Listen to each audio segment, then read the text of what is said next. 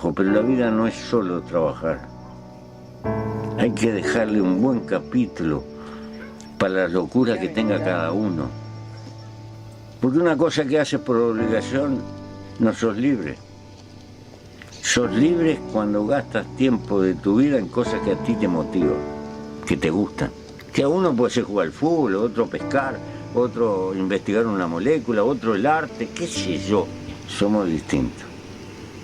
Pero tener una causa, tener una pasión, y eso lleva tiempo. Es una filosofía de la vida. La filosofía no está de moda porque no se